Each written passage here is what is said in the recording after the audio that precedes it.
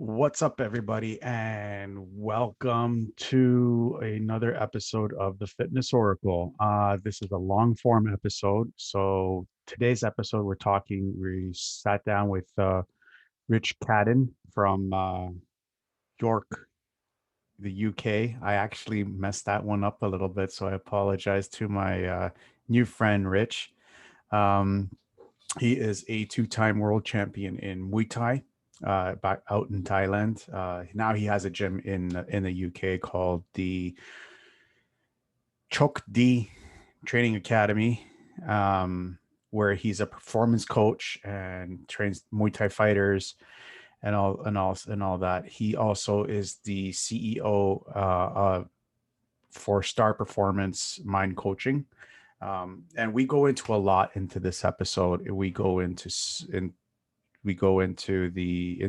you know, we talk about Muay Thai. We talk about uh, mindset that comes with fighters, and we kind of like integrate it in with like everyday workers and everything because it really does have same kind of effect. We go really deep into his training in Thailand. Um, we kind of touch up on a very interesting topic that happened back in November. I'm not going to go into too much of it. I want you guys to listen to the podcast because I think it's a really good podcast, and he's a really interesting guy, and he's got a lot of great knowledge that can come out of this to help whoever might be watching. So I really hope you guys take a lot of great benefits from his knowledge. Um, all of his all of his stuff is going to be with the show notes below. So feel free to go check him out. If you are in the York region in the UK, please do yourself a favor and check out this great Muay Thai instructor who really goes out of his way to make sure that his students are, you know, in the proper mindset to be able to deal with everything that comes with professional fighting. Anyways, enough of that. I really hope you guys enjoy the show. And if you like, please subscribe. Give me a like or subscribe, or even better, if you guys do know of anybody suffering from mental health issues, please share this with them.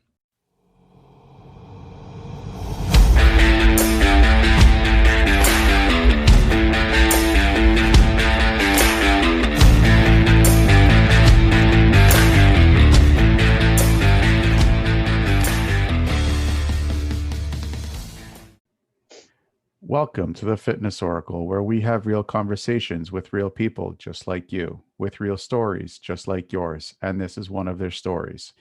I am your host, John Katsavos. My guest today is Rich Cadden from Chok D Academy. He is a former two-time world champion in Muay Thai kickboxing. He's the commissioner at the Worldwide MMA Commission. He manages He's the managing director and CEO at Star Performance Mind Coaching. He's a performance coach, and he's the owner of Chok D Academy, and he is a husband and a proud father. Rich, welcome to the show. Hello, sir. No, it's great. It's great to be welcomed on and invited on. I can't wait to get stuck into some questions. Awesome. So, how is Chok D coming along with the reopening? Well, yeah. I mean, everyone's starting to come back now, and we're starting to get into the flow of all the classes, and you're seeing a little bit of apprehension and people kind of breaking out of that fear narrative. But yeah, everything's starting to pick up momentum, and we're starting to fight our way back. Awesome. That's really great. That's really great to hear. Um, Especially with all the uncertainty that we've been through for the past year. So how is Ireland handling with everything? Are you guys opening up again? I'm in the UK. I'm in Yorkshire, in England. So sorry about that. um, and yeah, we keep getting certain threats through mainstream media saying about all these different variants and almost bringing in a certain level of uncertainty. But yeah, I mean, there's if you're willing to be manipulated by that fear, then it sometimes it shakes people. But after our first lockdown, what I found was that my own insecurity was then being reflected by my students, by the clients coming into the gym. And so I was like, right, okay, it was a rough night, the very first night that we started back. And I recognized how this internal self-talk within myself was being reflected by other people. And then we're all at that kind of point of almost uncertainty and a lack of confidence. So as the coach, as the leader, that doesn't make me immune to all these things that are these fear narratives that are being pushed. And I had to have a word with myself. I had to sort my own head out.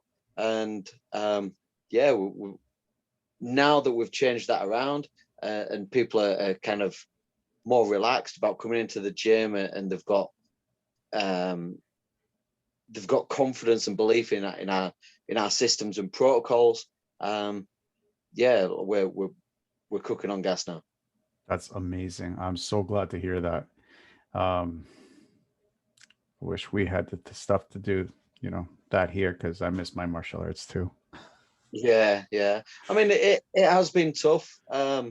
Is it not to say that I didn't go through some dark times myself. I mean, I had a 3-year rental agreement hanging over my head.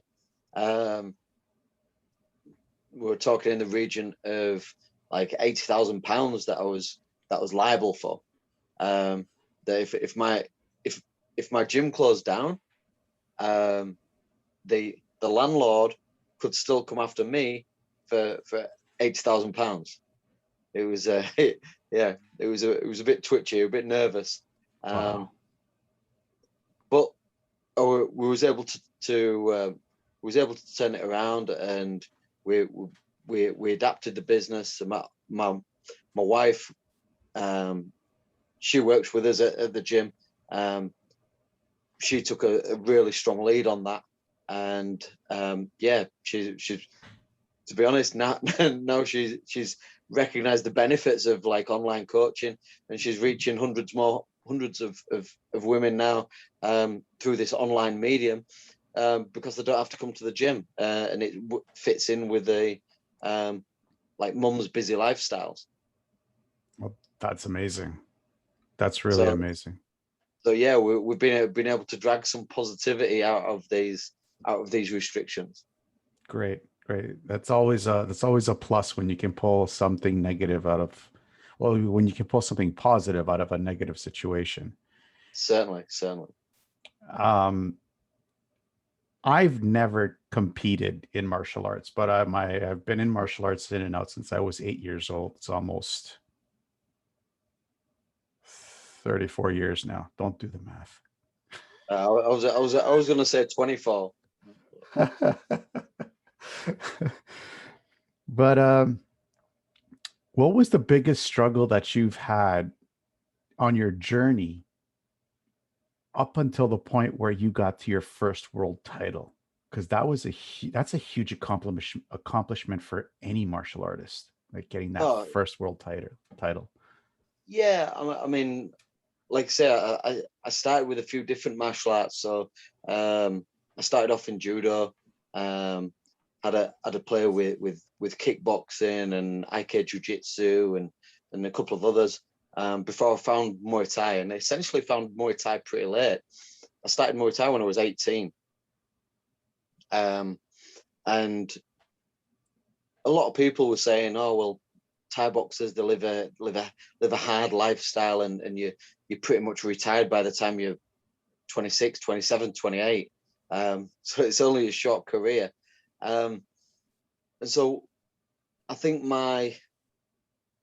the martial arts side of things was one angle, but then also the toughness that I had from my rugby career kind of stood me in good stead of being willing to take a few hits along the way, and not only the physical toughness, but also the determination that's required as well.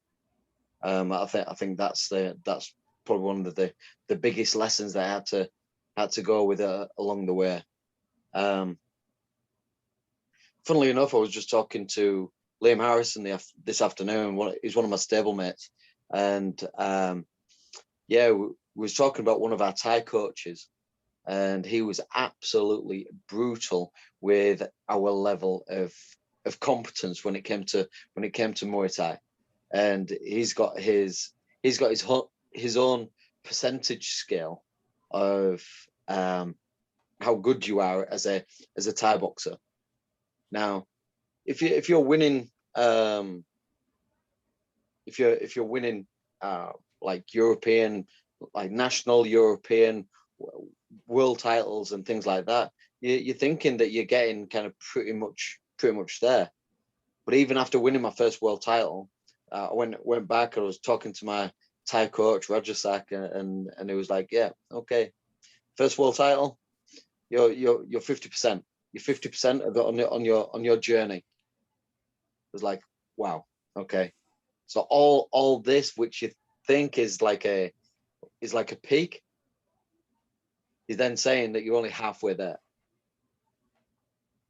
So it's like, well, you're in it for the long haul now. This is where you have to keep rising to the occasion every time, and no matter how much you put in, that's merely the qualification to then compete at that next level. So you've maybe heard terminology and people saying that there's levels to this. There's levels to this business. Well, this is what we're talking about when we get into levels.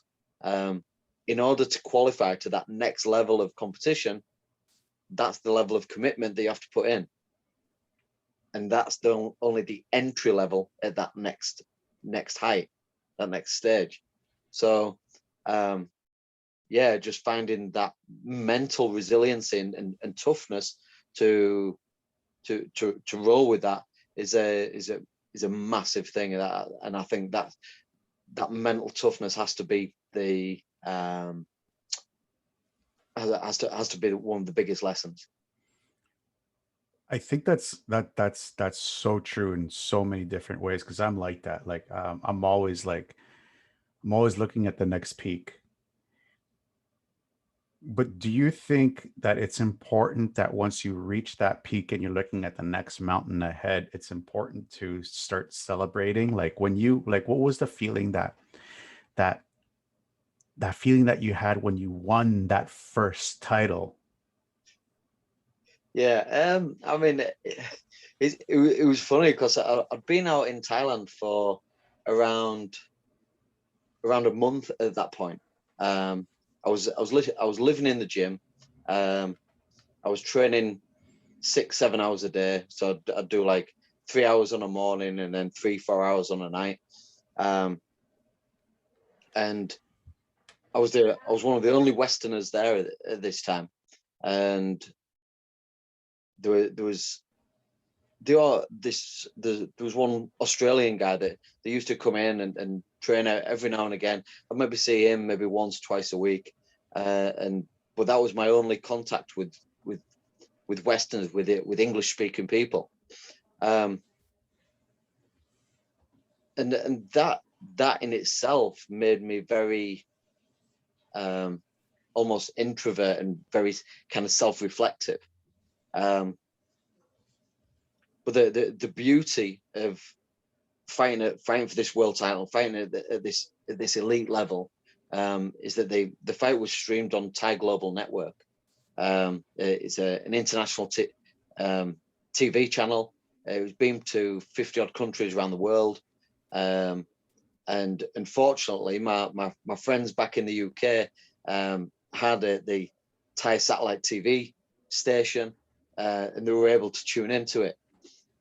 One of the as I was getting the belt put around my waist, I remember kind of clenching my fist and closing my eyes, and like, I can't believe I'm at this point.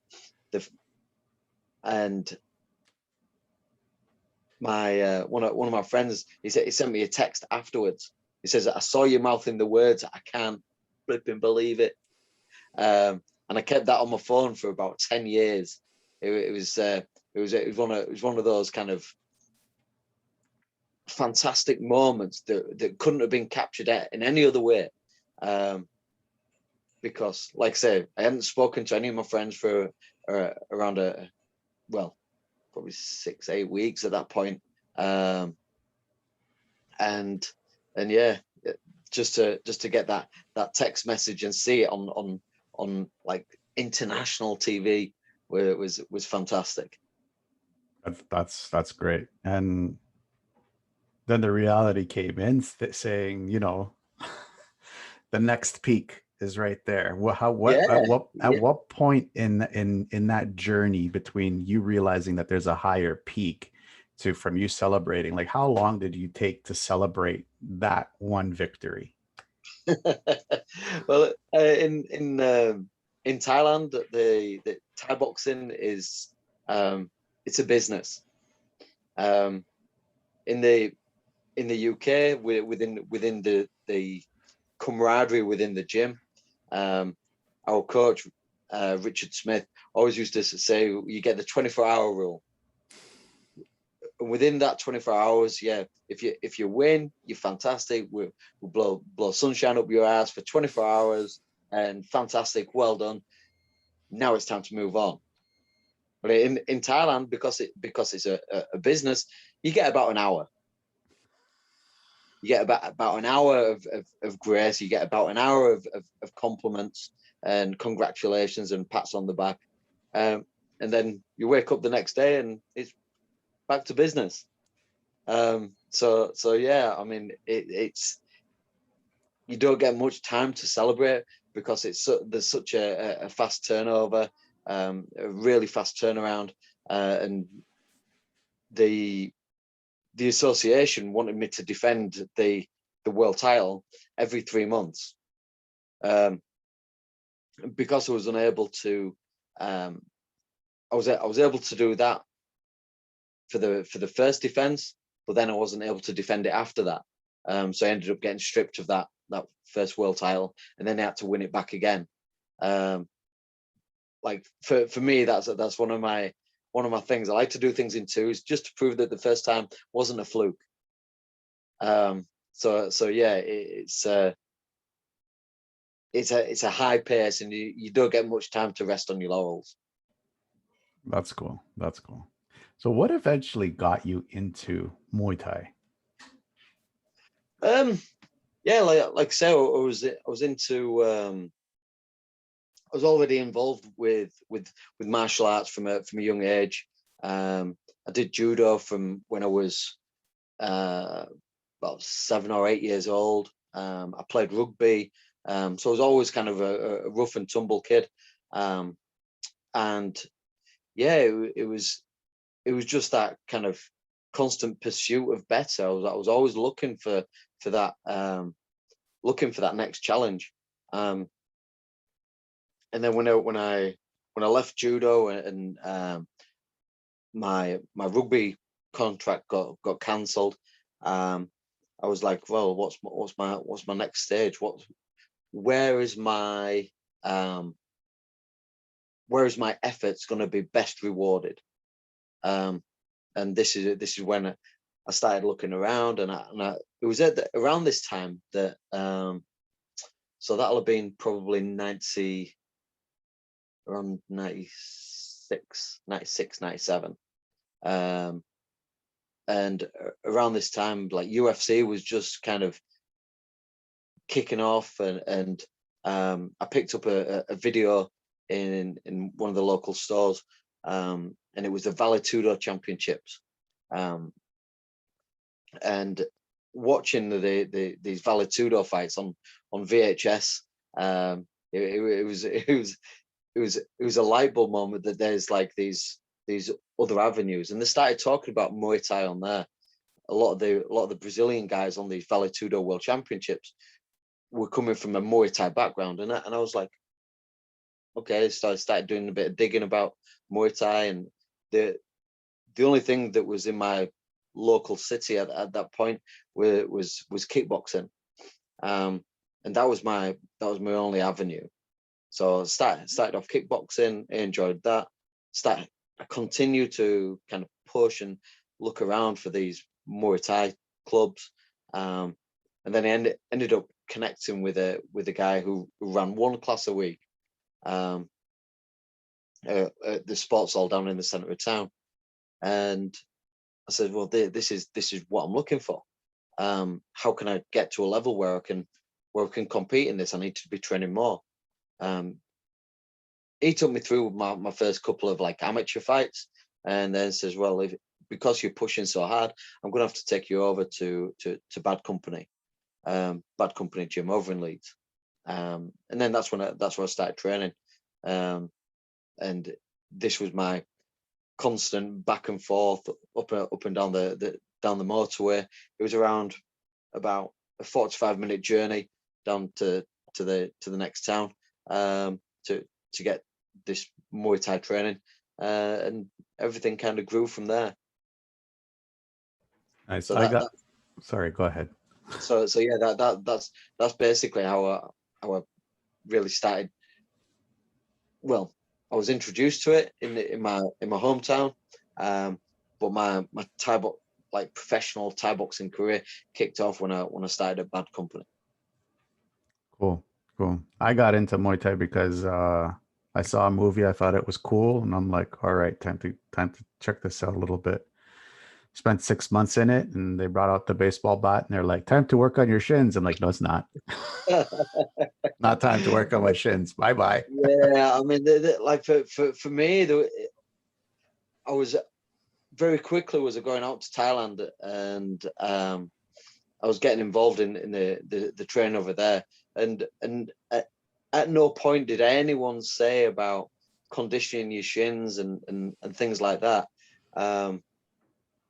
And so I started doing a bit of digging about this idea about using bats and using like rolling pins on your shins to deaden them off and things. And all it was down to was a misunderstanding of what was actually happening. So that origin started off because somebody saw the guys at the local massage place using like wooden sticks on the front of the just off center of the shin, so that it's not on the bone, it's on that muscle that runs up and down the front of your shin.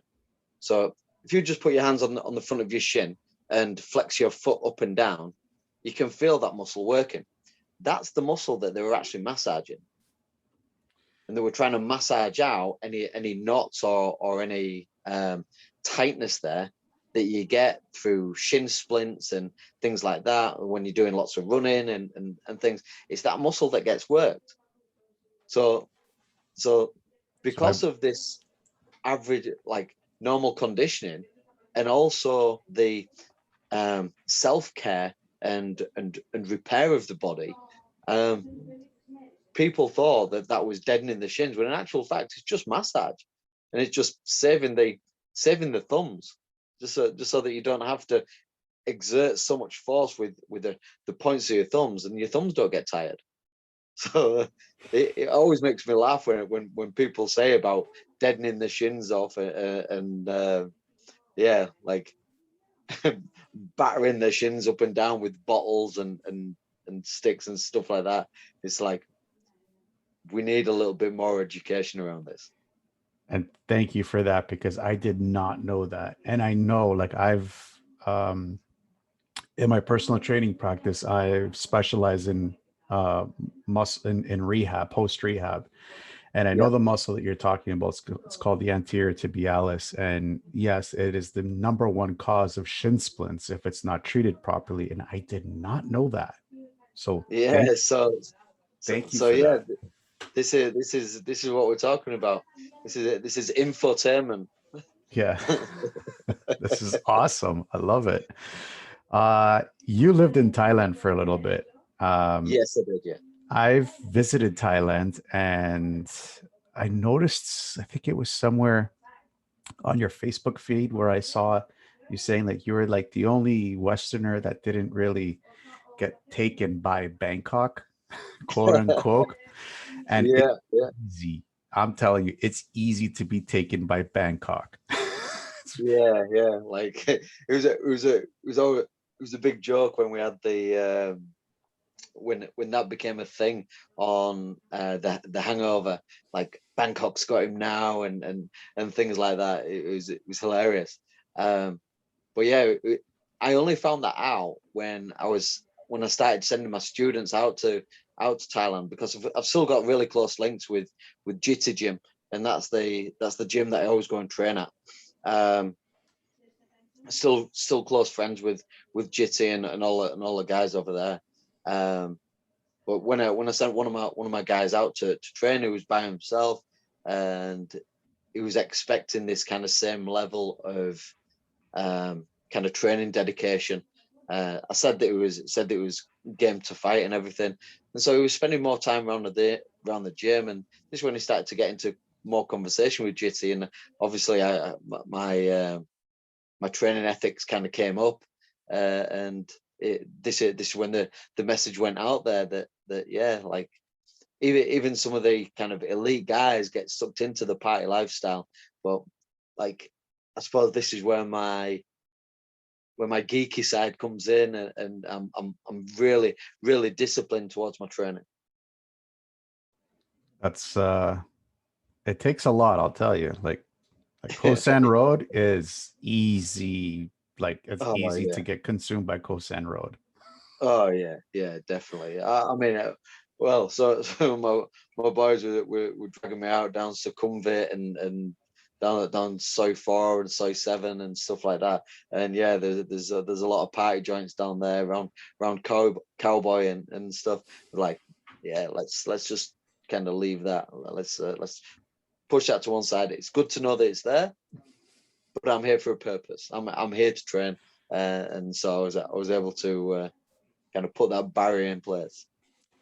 What was training like in Bangkok, like in Thailand? Because I've heard from other people that it's very intense and there isn't much time to be doing some stuff like partying, for example. Yeah, I mean, um, the I think there's some. It depends on how hard you want to go. Yeah, it depends on how hard you want to train. Um, and I think it's one of those. Well, if you want to go for like a training holiday, then you can you can drop into training sessions, and you can do the like Bangkok holiday thing where you may not get up for the morning training or do the morning runs, and you can kind of section off enough of your day to have like a lazy morning and go to the big buffet breakfast at the hotel and stuff like that. Do a 2 hour training session, and then go out and enjoy a night around the town, and you can have a mutually beneficial holiday with a partner who doesn't train. However, if you're going there to train professionally, seriously, um, I'd always recommend like staying at a gym. You go and live in the gym, and then you live that like Thai boxer lifestyle. So what this means is that you don't get any kind of creature comforts. You don't get air conditioning. Um, like basically my room was a bed, a fan, and I had a little kind of nightstand where I could like stack my clothes up and that kind of thing, and that was it. So it's a very kind of sparse lifestyle. Um, every morning you'd be getting up around 6:30. So you get up, put on your running gear, and our average run was like 3 kilometers down to Chatterchat Park. There's a 3 kilometer track around Chatterchat Park, and then a 3 kilometer run back. So you could be doing 15, 18, 20k every morning. Now this isn't like high intensity running. You're probably running maybe like 9-minute miles. So it's not a really high pace. It's just low level, low intensity, but building up duration, building up that gas tank. And what this does, it builds up your like VO2 max. You build up your like aerobic thresholds, and you just have to embrace the grind and just keep putting one foot in front of the other. By the time you're getting back to the gym, it's around kind of 8:30, maybe 8:45 in the morning. And then you go, and you wouldn't do any pads. You'd maybe do a bit of touch sparring or a bit of bag work.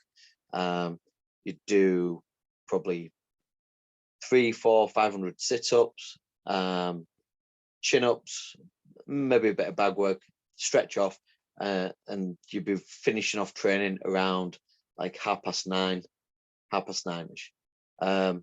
So you've done like 3 hours, around 3 hours training at that point. You go and have a shower, get changed, go downstairs, and have breakfast at the gym. They always had fantastic breakfast at the gym where we stayed. They had a living cook and everything, and they were like the meals were amazing. Then on average, you'd have from probably 11 o'clock in the morning to like 3 in the afternoon as your kind of personal time. But if you're training hard on a morning, then you spend that like middle of the afternoon, like a good 2-3 hours having a sleep in the afternoon as well. This kind of kicks in with and aligns with your circadian rhythm. So with your like afternoon slump, you embrace the slump, and that's how you maximize your recovery. So therefore you can then go hard again when it gets to 3 o'clock, and then you're back out and you're training like 3 through till 6:30, sometimes 7 p.m. And that's a mixture of 30-40 minutes skipping with a heavy rope before your pad work. Then there'd be sparring and clinch work and bag work, and then some like low level cardio stuff, doing like push kicks up against the wall. There'd be some like maybe some one-on-one time with one of the trainers, and they'd have a look at your style and make some small corrections. And then you get to like 6:30, 7 o'clock, go and have a shower, get changed, come downstairs, have your evening meal, and then you'd be in bed for probably 8:30, 9 o'clock in the evening. So you was getting around 9 hours sleep every night, and you needed it. You really needed that sleep, and so you'd have like 9 hours sleep in the evening, and then you maybe get like 2 hours sleep in the middle of the day. And this is when you're pushing really hard, when you're training really hard. But like I say, it doesn't have to be as intensive as that. It's a sliding scale of how much you want to commit, and be careful what you wish for, because if you say that you want to train hard, then you'll be pushed hard. No, absolutely. And it's interesting that you actually said that kind of training goes in line with the circadian rhythm, because it really does. Like, you have to do the most amount of work in the morning, because that's when our cortisol levels are at its peak. So I really like the way that how they actually put the majority of the training in the morning with that lull in the afternoon and light training at night, because that's exactly what happens with cortisol levels. I Right. did something on Yeah, yesterday. yeah. Again, so sometimes this changes, and what some people perceive to be low level and what other people perceive to be low level are different things. So yeah, be careful with your expectations there. Yes, I am. Does this tie in with everything that you do, especially with the sports performance stuff? Yeah, because like we were saying, one of the reasons why I kind of fell out of love with rugby was that when I went from playing professional rugby and playing professional sport, having that kind of peek behind the curtain towards elite level sport and professional level sport, with a massive amount of sports science and protocol behind it. I was able to apply that directly to myself and reap the benefits of that. And this is where my attitude towards holistic coaching has kind of come in. So not only is it like the communicate the technique side of things, but there's the strength and conditioning, there's the nutrition, there's the rest and recovery, and it's been able to balance all of those from with an organized mindset, and then also being aware of your internal dialogue where when you're going through these challenges.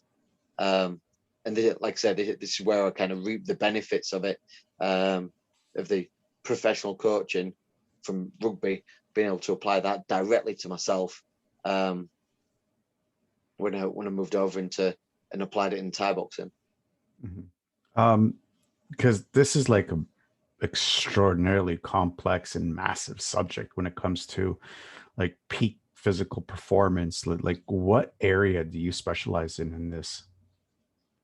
So I would I would say that my speciality would be on the purely technical side of things of Muay Thai, um, and then the mindset side of things.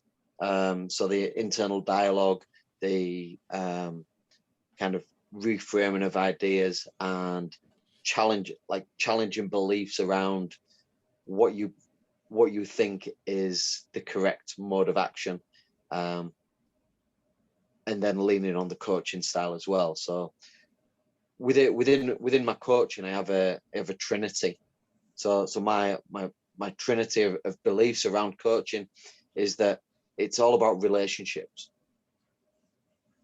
So around the relationship, first of all, me and the client, me and the fighter have to be on good terms. We have to be in it.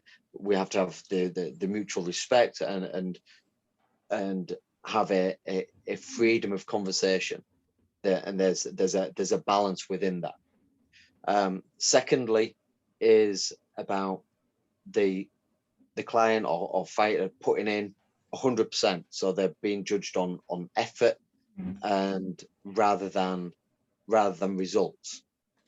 So long as we've got clear communication and we're both putting in 100%, then the results is the third line, in the fact that everyone wants to win. But notice that comes third down the line. The results is kind of the third level, because the thing is that me and the fighter can be good working together. We can put in 100% together, and people can put in kind of peak performances. But then sometimes that's fighting. Sometimes the cookie doesn't crumble our way, and there has to be an element of we don't put all our eggs in one basket. If we lose, then everything's shot. No, there has to be a level of acceptance that there's wiggle room. There's things that are within our control and things that aren't within our control. And sometimes judges have their own issues as well. And this opens up a whole new avenue of debate when you start bringing in all these kind of objective and subjective matters when it comes to the scoring criteria and how well educated the judges are, whether they're looking for the performance of one of the people and favorites being picked out in promotions and things like that. Sometimes, like I say, sometimes the game doesn't go your way, and there has to be a mental resiliency to deal with that. Interesting that you would say that, because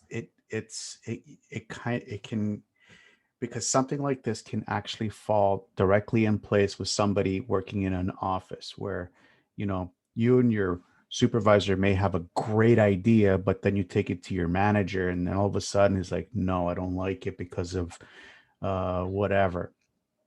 Now Yeah, this is all based off of like having a proper mindset on the individual as a supervisor or a coach to be able to say, you know what, okay, how we didn't get it, whatever. How would you deal with a fighter um who put in the time, put in the effort, you knew he or she was going to win, but the refs just didn't give them the match? I mean, it's always tough. It's always tough because, like I say, we're even with everything aligned, everyone still wants to win. And after the match, you turn around and you see people that that didn't buy a ticket or whatever, and they'll say, "Oh, how did the fight go?" You said like, "Oh yeah, I did really well, but I lost." They only hear that you lost. They don't care about the effort. They don't care about the relationship. They don't care about all that ancillary stuff. So yeah, like I say, it's tough. But for the fighter, there has to be an element of ownership. And this is one of the things that I've taken on board from Jocko Willing, is this kind of extreme ownership concept.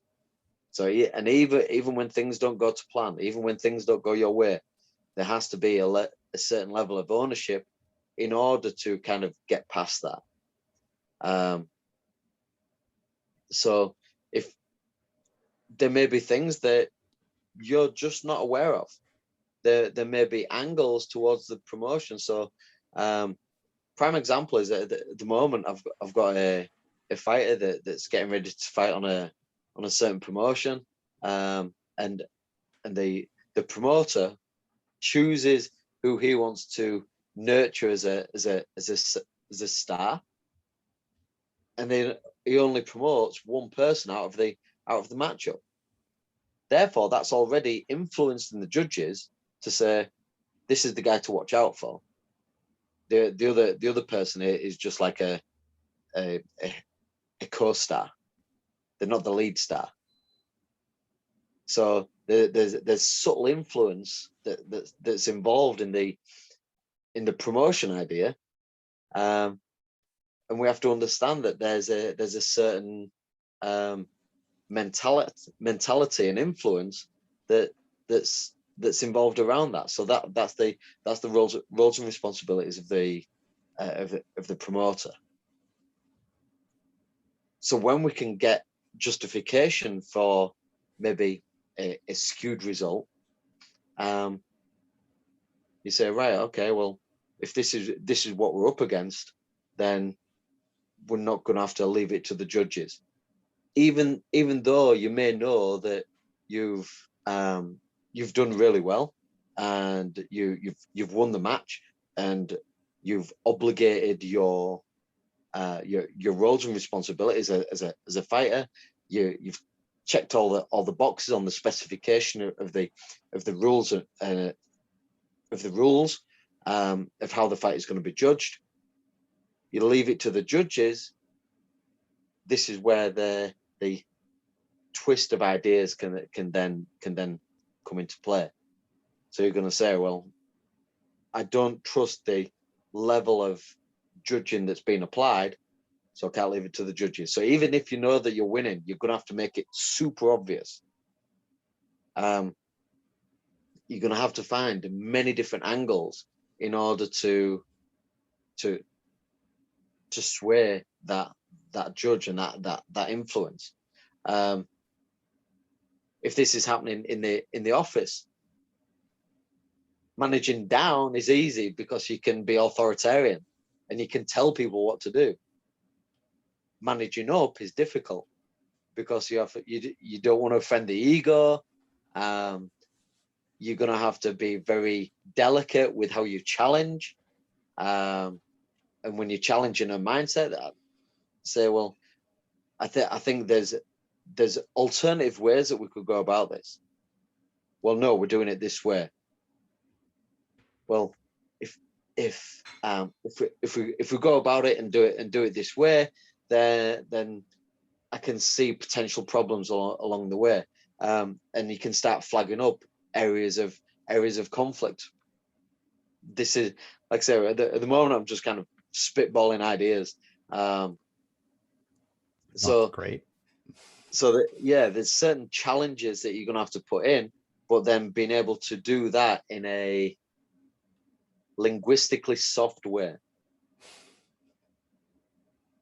So yeah, understand the angle, take the facts, don't be too blunt with it, don't just plow in with a big right hand and try and enforce your way. Just think about questioning. So questioning is powerful because it exposes belief. So when you ask a question, there's a certain rationale and a certain criteria, and the boss might tell you that there's something that you weren't aware of that's influenced his decision. So taking it back to the promoter, well, the promoter is choosing to promote this one guy because he sells 10 times the tickets, and the promoters in the world of making money. So if this guy is selling more tickets than the other guy, then of course he's going to try and promote and make him his little superstar. That's just the way it goes. Mm-hmm. So yeah, there's areas of influence, and it's not always down to the strict scoring criteria of the sport. There's sometimes a financial influence as well. Absolutely. You also do stuff with people's nutrition, which I find really, really great, because it's hard to find people that are trying to help everybody in all aspects of health. So probably as well as I do, everybody struggles with food. Everybody struggles with it. How do you have this one concept, food on the plate? What do you mean by that? Okay, so when we're talking about food on plate solutions, it's basically, as a nutritionist, as someone that's into diet, what we need to know is, right, okay, let's look at your height, look at your size, look at your age, look at your metabolic rate. How many calories do you need on a daily basis? We can get involved with the numbers, with activity levels, and applying that to your metabolic rate. So then we get a total calorie intake, and then say, right, okay, well, if I want to lose a little bit of weight, let's cut it down by this much. And following the science, following the numbers, in theory, you should lose weight, like taking the figures. you could average it on like for the sake of argument, we'll talk it £1 a week. Okay. Well, that's very academic. It's very number heavy. And a lot of people aren't into science. A lot of people don't correlate the numbers with the food that's actually on the plate. And there's almost a disconnect there. So when you start talking, right, okay, well, I need to have I don't know, like 40 grams of protein in this meal, and with balance with the carbs and the fats that are involved. Right, okay. Well, what do those numbers look like when it's actually on my plate? So when we're getting this idea of food on plate solutions, you can say, well, there's no, well, let's make it really simple and say, like, there's no pure protein sources. So even within a portion of meat, which is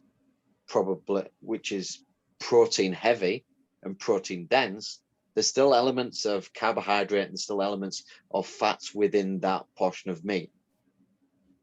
Within a portion of pasta or a portion of rice, yes, that's carb heavy, but there's still small elements of protein and small elements of fat. And so when you start playing with these numbers, it's like it can be a bit of a disconnect, and it becomes too much like calculation, too much balancing. Essentially, people want simple answers. Like, I don't want to know what the numbers are. Just tell me what to eat. What has to go on my plate? You tell me what to put on my plate. I'll put that on my plate, and then the science should support itself. So when we're talking about food on plate, it's trying to almost detach the science from it, detach the numbers from it. So then the client doesn't really have to think about the numbers. They just need to go, right, I need 20 grams of rice with this meal. And then also have a trust in your judgment call over saying, well, have I put exactly 20 grams on there, or have I put 22 on and gone, well, I'm not going to care too much about that.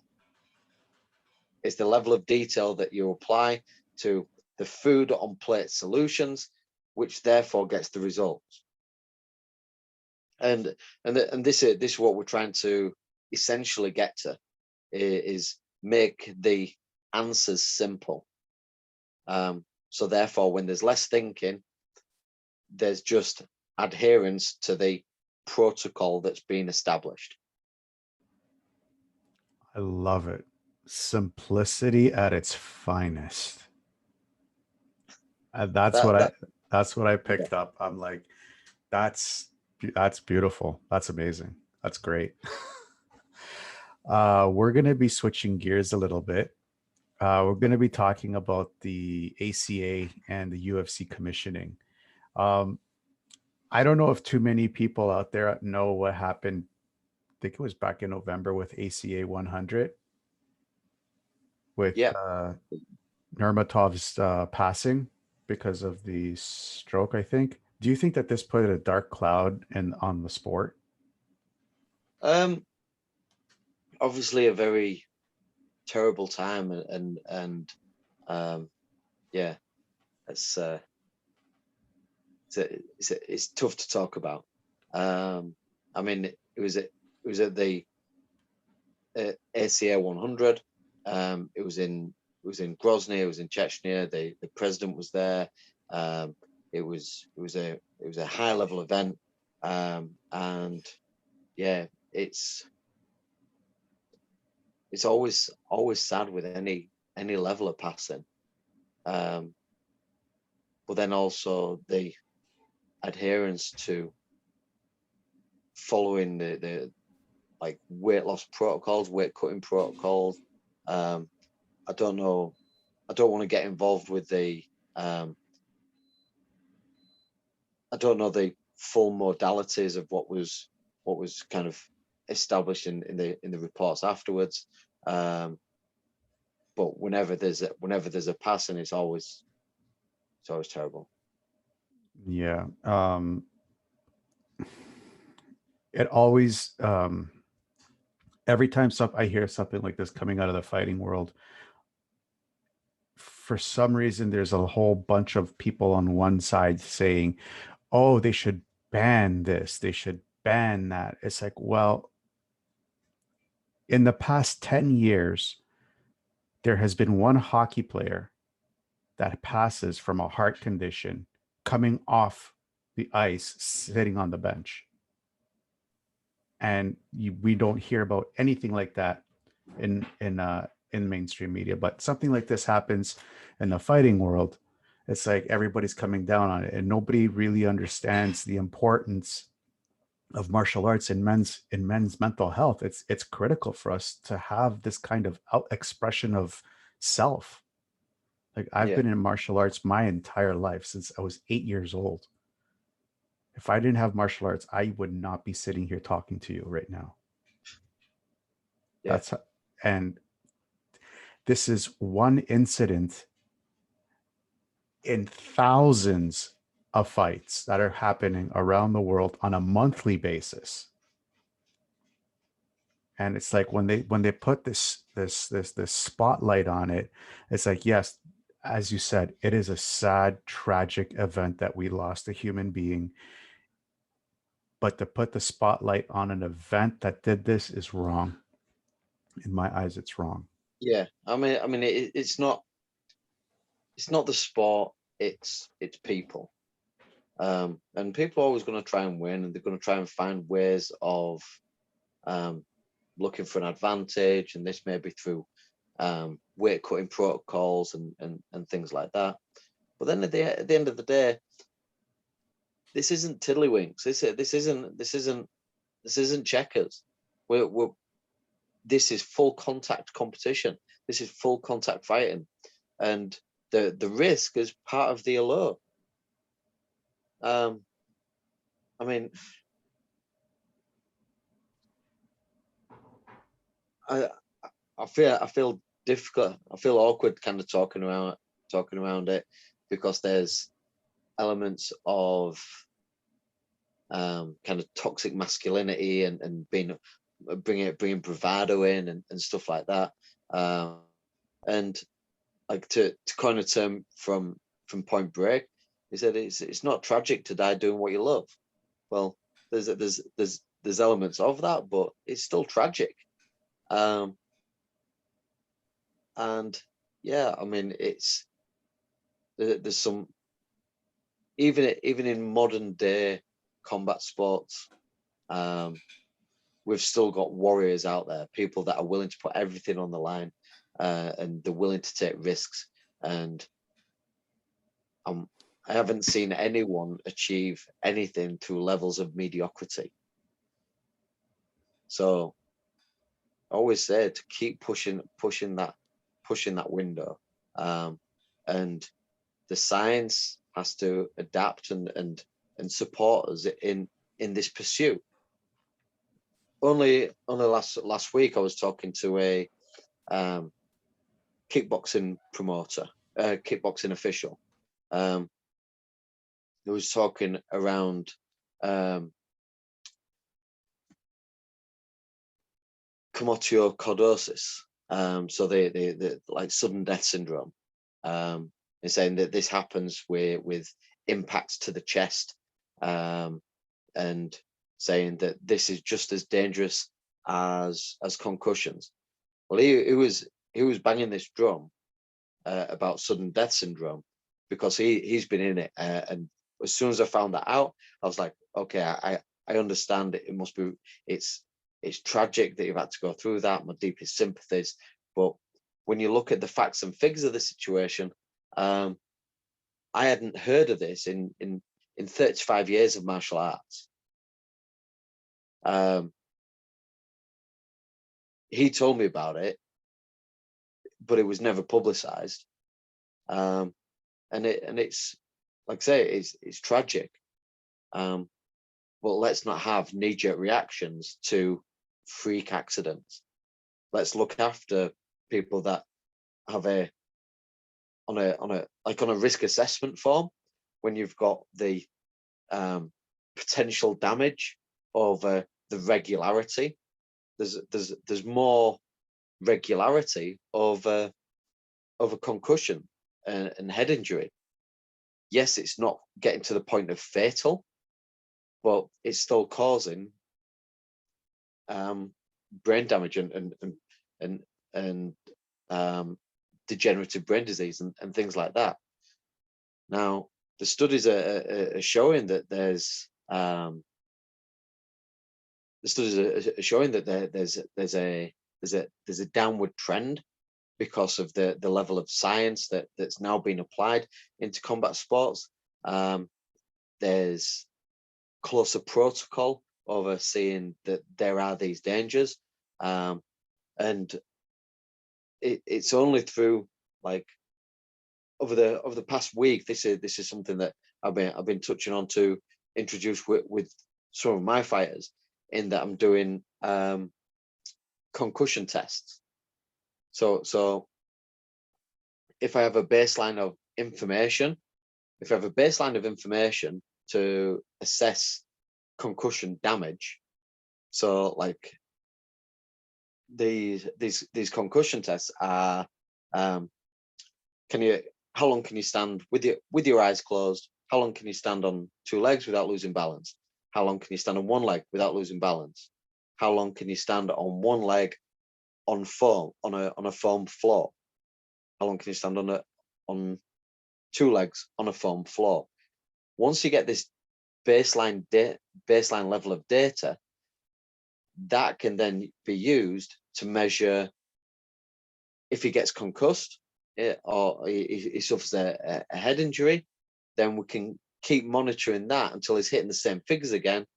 Therefore, the things that we're measuring are therefore protecting the fighter to then move forward in his pursuit to play combat sport.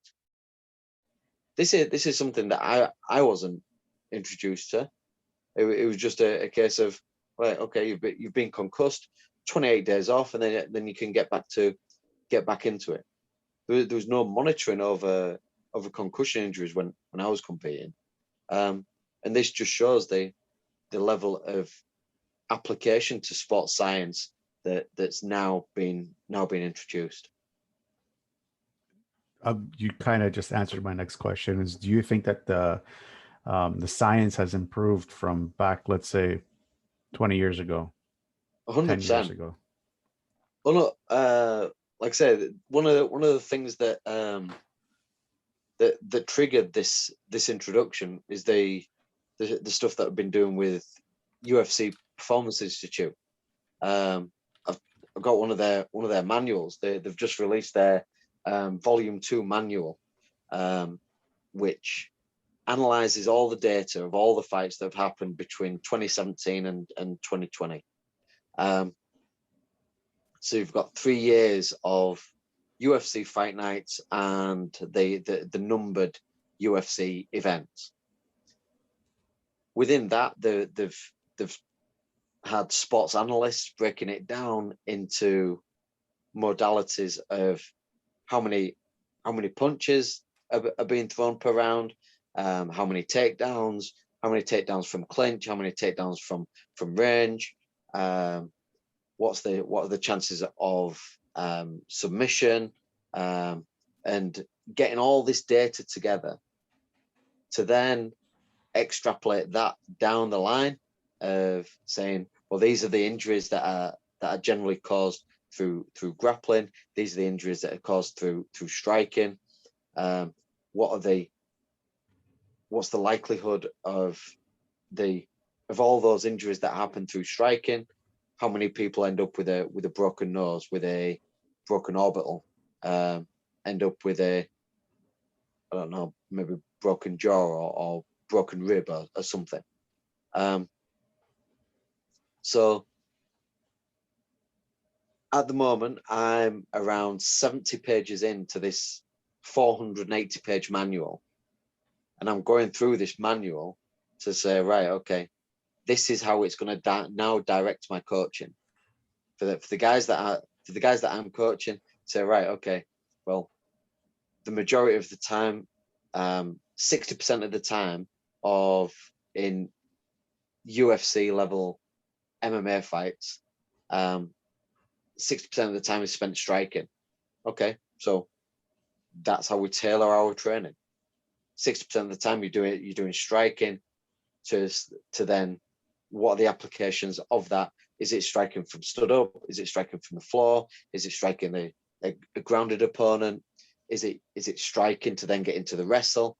Is it striking to get into the clinch? Is it striking to then shoot? And the data then leads to coaching. And this is the beauty of having more and more data and more sport scientists involved in the sport, because then the sport's going to improve. My question was going to be basically, so do you think that this kind of level of coaching with this amount of data could actually help limit the amount of injuries that these athletes are going to be exposed to? Well, I think it is, because well, what we're now finding is that there's around 60 to 70% of the fights are now going to decision. Well, if they're going to decision, then the matches must be closer. Well, if the matches are closer, then the technique levels are equally matched. The desire is still 100%, but then this is where personal interpretation on that then comes in. So as we're getting more and more data around the physical side of things, this is when it's then going to come back to the mental aspects of how well they can hold their steed, their mental, how well they can hold their mental tenacity in the face of adversity. So we're going to be switching gears a little bit, and we're going to be talking a little bit more about, like, your gym and everything. So what has been the biggest challenge in running a martial arts gym? Because that's something that's always appealed to me since I was a kid. Um, I would say it's the people skills. It's the personality. It's the interaction and creating closer connections with more and more people, and how different people may interpret instructions differently. So this is where, like, communication styles comes in, and we start creating communication loops and getting feedback from people. So it's not authoritarian, being told what they must do. Like, this is a concept, I want you to have a little play with it, and this is what's kind of leading on to people taking ownership of their training. So yeah, like the technique stuff is the easy side. How people interpret the information and then feed it back, can they still keep that level of clarity when they get punched in the face? That can be a game changer. So it's like a lot of the time, like the first time people get punched in the face, it's like everything goes out the window, and it's like and everything goes a bit crazy. So there has to be a level of, like, a sliding scale of aggression, and there has to be levels of trust with people. And as a coach, I look for functioning partnerships. I look for people that train well together. I don't look for the bully. I don't look for the big hard man. I don't look for the guy that can beat everybody up and he's head and shoulders athletically better than everybody that's there. Everybody raises their game together. So when there's a bit of empathy or flexibility around the rules, so sometimes like when people are sparring, I'll go over to the more advanced guy and say, you need to work on your defense. So, and to the less advanced guy, I'll turn around and say, you need to build your confidence up in order to hit somebody. And when you're faced with an advanced guy, okay, you can hit him as hard as you want, and you see their eyes light up, and the more advanced guy goes, right, okay, well, I know I need to be switched on here because it's going to be coming at some like unorthodox angles, and things are going to be like at a crazy tempo, and so can you keep your resiliency? Can you keep your calmness in the face of an aggressive attack, knowing that you're only allowed to defend? So and this is where we can start playing some games at the gym. So yeah, these are the challenges, and I pose these challenges within the gym to the guys, like when they're sparring, and like introduce an idea. Right now, it's up to, rather than just like get on with pad work. So can you introduce that idea and that concept into your pad work drills? And that's the genesis point of learning. Can you apply it into your game plan already? It's interesting. You said a lot of interesting things right there, and I want to touch up on some of them. But in Sistema, like I practice Sistema, and one of the first things that we do to people is we just punch them as hard as we can, let them deal with, because it's like the first time that you really get punched hard, you really have to deal with a lot of emotions with yourself. Yeah. And it's like a lot of people, they're not used to that kind of level of emotion. And it's like, you got to just remind them, breathe, calm down, breathe. And when they calm down, you punch them hard again. Well, that's one way, but from a knowing that you're running a martial arts gym and also a business, sometimes it's not a good business model. No.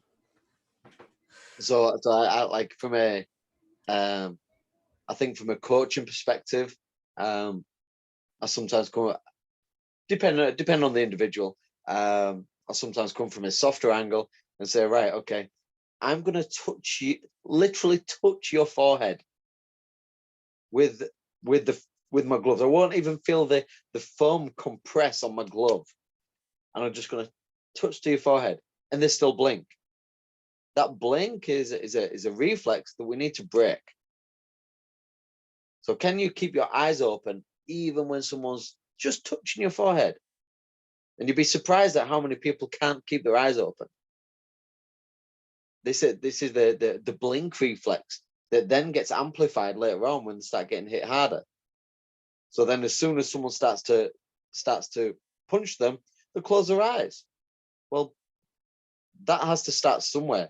There has to be a genesis point of an idea of where we can redirect that thought process. So we take that learning point and we say, right, okay, I don't want you to do anything. I just want to take a punch to the forehead, just touch. Can you keep your eyes open? Yes. Okay. Now do it 2% harder, 2% harder, 2%, and then we gradually ramp up, rather than go at 100% and do it again until they learn. So, like I said, different schools of thought, and yeah, interesting ideas. It is. And honestly, there isn't a martial art out there that I don't respect. I respect them all. I think they're all great. They're all beneficial for everybody out there. But like again, running a martial arts school, like I have been an instructor in Sistema, and I've had to deal with my fair share of the, big egotistical, you know, testosterone monsters. How would you deal with something like when if somebody like that would walk into your gym? Um, we've had a couple. Um, Sometimes they can be guided, sometimes they can be coached. Sometimes there's it's like with the jujitsu guys. We have there's always the instructor that can kind of sit back, and then we have like mat enforcers, the people that are going to keep the troops in line.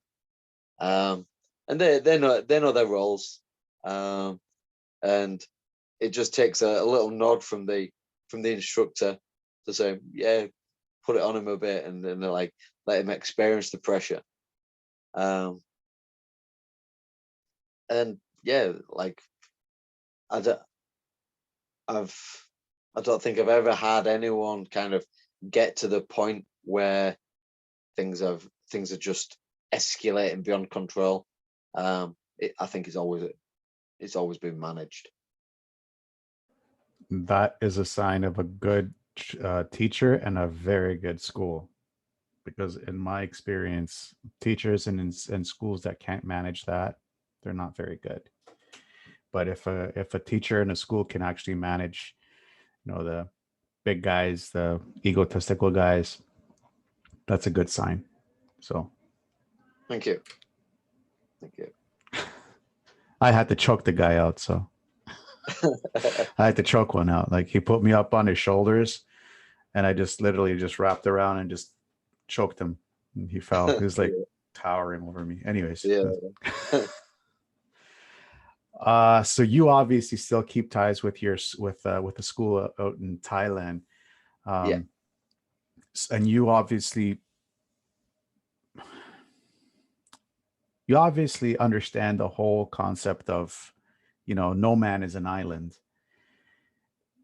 Now, Correct. especially with the whole restrictions with travel, how have you been coping? Um, for me, I've been through my own journey, and been through some dark places and stuff like that, and having my family around us, and my wife around us. Like my wife works at the gym as well. She she's she's fantastic. She like sometimes I'll get these like crazy ideas, and we'll bounce ideas back and forth, and she'll kind of rein me in, and say that's probably a bit too far. You don't need to be doing that, and it's it's a good leveler. And I think sometimes when you've been to some like elite levels, or you're a kind of free thinker, sometimes you need a certain level of grounding. Um, and yeah, like my family and my wife around me, that's what's kind of kept me grounded. Um, from a network perspective, um, what I've recognized is that I've just kind of spawned my own performance institute. So it's your performance institute, where I pull all these ideas together. It's stuff that I was always doing, but within the performance institute, what I recognize is that it's good to have a level of understanding about these different areas. But there's a lot of people out there, a lot of people within my network of friends that are absolute experts, and like PhD level instructors, that are fantastic with nutrition, fantastic on psychology and coaching and strength and conditioning. And what I recognize is that, yeah, okay, I may be able to give people a GCSE level that's the like an educational level, like high school level instruction. But if people can abide by that base level of instruction, then I'll pass them on to these like university level instructors that are experts in their field. This is one of the things that I've kind of pulled together with the network within my Performance Institute. So when I pass people on to my nutritionist, he expects them to be at a level where they can monitor calories, they can have the meal discipline, they know portion control and that kind of thing. So he can get involved more on the like micronutrient side and timing of meals side, and things like that. And then, like I say, this is, if you can abide by the calories, right? Okay, now move it on and let's take it to that next level of instruction. And this is what we've been talking about all the way through, is this like there's levels to this. So this has all come out of COVID, obviously. Yeah.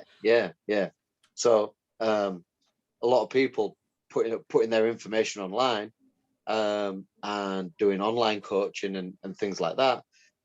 It's meant that I've recognized my limitations, but also the depth of my network. I've got like a lot of the guys that I knew they were fit, I knew they were strong, I knew they were into lifting to a certain degree, but then all of a sudden they're putting more and more information out there, and like a couple of the guys, I didn't even know they were doctors. They were doctors of strength and conditioning. They had PhDs in strength and conditioning. And they were just that humble, or maybe not marketing themselves that well, that I didn't even know. And so it's one of those where like I didn't even know you was a doctor of strength and conditioning. I didn't even know you'd done a PhD in this stuff. I was like, yeah, I know you're good at it. I didn't know that depth of knowledge. Do you want to work together? Do you want to start building some networks? I can give people some like GPP stuff, some general physical preparedness. But then when we start getting to the more of the sport specific stuff, and your strength and conditioning routines require closer monitoring, that's when I'll pass you on, because I know my limitations.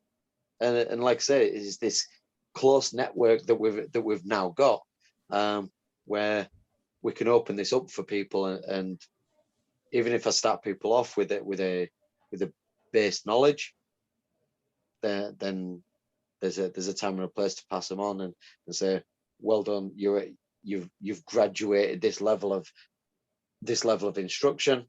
Now go speak to this guy, and he's going to push you a little bit harder. That's great. And how many of these programs do you have available for people?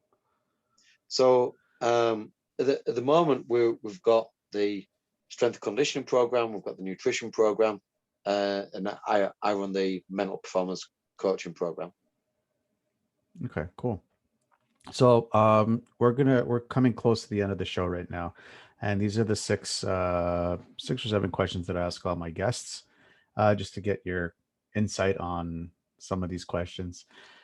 With the increase in people suffering from depression from the lockdowns, what would be the one thing that you could tell them to keep their hopes up?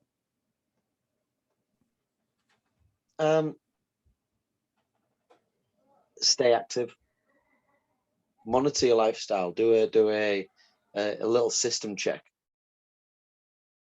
Don't fall into the routine of just going, well, I'm stuck here on the sofa, because sofas can be magnetic. And as soon as we break the idea of the magnetic sofa, and you don't want to get up off, you don't want to get out of the house and things like that, then can start picking up momentum, and then there's an inertia with those habits. So what we need to do is recognize what's the one thing that we can do to break that inertia. And generally, it's, well, I can't think of a time that it wouldn't be. It's taking action. You have to take action. You have to do something. So first of all, if we do like a little system check of what your daily habits are, make it mindful so that you can actually write it down, recognize where your windows of opportunity are. So just getting out for a walk, doing something, being a bit more active, get some fresh air, and then things can start moving in the right direction with some goal setting.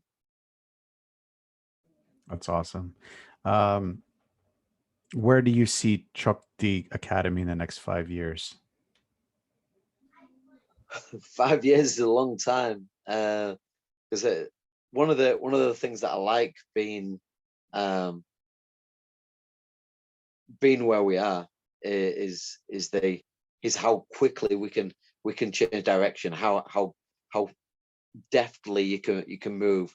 It's like in Thai boxing, how good your footwork is. Can you avoid an attack? Can you adapt to any threats? I have dreams of taking the Performance Institute to greater levels and greater depth, and I can see that being a bit of a pivot point, because I want to bring more sports involved underneath that. At the moment, I can cater for combat sports because it's individuals, but if we get into team sports, then we're obviously gonna need a bigger venue to deal with more people. That's great. What about you personally? Where do you see yourself in the next 5 years? Um, I've started writing a book, so that's it's a tough old process, writing the book. So yeah, I keep kind of bouncing in and out of that when I start getting my writing inspiration. So that's one avenue. Obviously, spending more time with my family and bringing coaches on at the gym so that it frees up my time and I can spend a bit more time with the family. I like traveling, so like getting around the world and traveling to some far out places. That's what I want to do. Yeah, I want to come over to the States again. I've been to the States a few times, but it's huge, and you never really get a full like United States experience. I've been to Manhattan, I've been to LA, and I've been to Hawaii. So it's a I haven't been down to Florida or been to like Texas or anywhere like that. So those are some of the places that I want to go. It's funny. You want to come here and we want to leave. We want to go back there. That's funny. So strangely enough, one of my friends was posting the other day. I think he's getting a bit tied up on the call it the Corona coaster. Um, there's so many ups and downs on the journey, and he was asking where's free, and it's an interesting concept because for me I think freedom is essentially a state of mind. It's not a state of location, but there's obviously certain locations which are more difficult to live in, and there's certain freedoms in certain places from a political perspective. So yeah, I mean, I think a lot of people on the on his status said that was saying about how there's certainly more freedom in like Texas and Florida. So that's one of the places that he was looking at. So Yeah, Yeah, it's interesting. all those southern states are pretty much open. Up here in Canada, just seems like we just keep going backwards, where the whole world is going forwards. We just keep going backwards. But Right. Well, I follow Nicole Arbour on Instagram, and that's one of the reasons why she's staying in the States at the moment. Um, she was she was saying how she prefers it in the States and things like that. So it's interesting to see how these different governments are dealing with these new pressures. yeah, I prefer it in Greece, right by the GNC. I Yeah, think it's nice there. yeah, yeah. If you could pick up the phone right now and call yourself at 20 years old, what would you tell yourself? Stick with it. It's all going to work out. Simple Nice. as that. That's awesome. Trust the process. Trust your decisions. Um, Maybe stop overthinking so much. You don't have to make it so hard. You don't have to overthink things too much. But trust the process. You're doing well. You're going in the right direction. Keep going. Awesome. Looking back, would you change anything? My mistakes have led to some learnings. So I wouldn't want to take those learnings or remove those learnings in any way.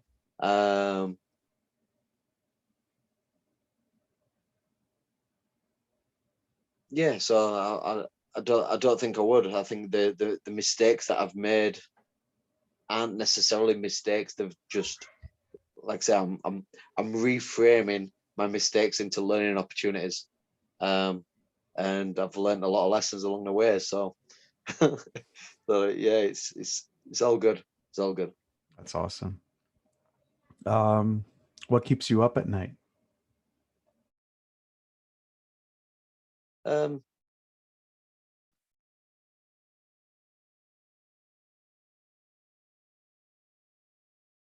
Nothing really. I sleep pretty well. I'm pretty on top of my kind of sleep protocols. I've I've educated myself that sleep isn't a you don't get conditioned to sleep. You don't get tougher in sleep as you get older because it's an ingrained habit. Um, you still need to look after your sleep the way that you look after the sleep of a baby. So you need a nighttime routine. You need to switch off them screens. You need that clarity, um, and you need to get your 8-9 hours in. Another benefit from COVID is when I didn't have like crazy early morning meetings, and I didn't have to get up on a morning. I started to learn my natural sleep patterns, and my natural waking up time was 9 hours 14 minutes. So I naturally want to sleep. I naturally want to fall asleep for 9 hours and 14 minutes, and that kept on coming up on. I've got a sleep monitor on my watch, um, and I found it bizarre, like literally to the minute. It's like not. It was never 9 hours 15 or 9 hours 13. It was always 9 hours 14 minutes, and I was like, that's some like biological genius. How your unconscious mind recognizes the optimum amount of sleep that you require. So now, when I trying to fit my busy lifestyle around my sleep patterns and my recovery protocols, means that I've got a I've got a set bedtime, and I can start waking up on point. So yeah, generally, um, I'm aware and mindful over my mindset so that I can sleep peacefully. That's awesome. Not a lot of people can do that. I've noticed for myself, I have to force myself. But Well, Anyways. again, it's if you say you have to force yourself, um, what are the limitations that you're putting in place? What are the barriers that you're putting? So, what would then make it easier is sometimes submitting to the fact that I have a protocol. I know my body needs rest. How can I clear my mind? And a lot of the time, sometimes just writing ideas down, writing notes down, getting out of those cycles, because you can guarantee if you've got something going round and round and round in your head, you'll repeat it 6 times. Why don't you just write it down once and then you can forget about it? Yeah, that's Then so it true. takes it out. Then it takes it out of the mental cycle.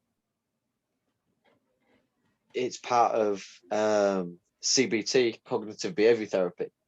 So once you make something into a physical format, and you can detach it from the internal wheel going round and round in your head. So therefore, you don't need to repeat it. Hmm. So then you can start finding where that quiet is. And when you can find that quietness, then you can rest a whole lot easier. Nice. I'll try doing that. Nice. Where can people find more about you? You can follow us on Instagram. You can follow us on Facebook. If you just look for Coach Cadden on Facebook and Rich Cadden on Instagram. Okay. And we will post all your links with the show notes so everybody listening or watching can have easy access. All they have to do is just click copy and paste onto a browser and they can get direct access to you. Fantastic. Thank you very much. You're welcome. Of course. Any final thoughts? Just thank you very much for inviting me on. It's been an enlightening conversation. There's some great questions. Let's do it again sometime. Absolutely. Thank you so much for, like I said, thank you so much for coming on. Um, I always love it when I can get a martial artist and an instructor to come on my show because it's such a deep conversation that we can have because it's like we're not they're in martial arts instructors and martial artists, they're not just these, you know, like people think that's, you know, chiseled bodies and all they do is fight. No, it's we're a lot deeper because and it's always I always wanted to express that to people that there's deeper levels to martial artists and yep,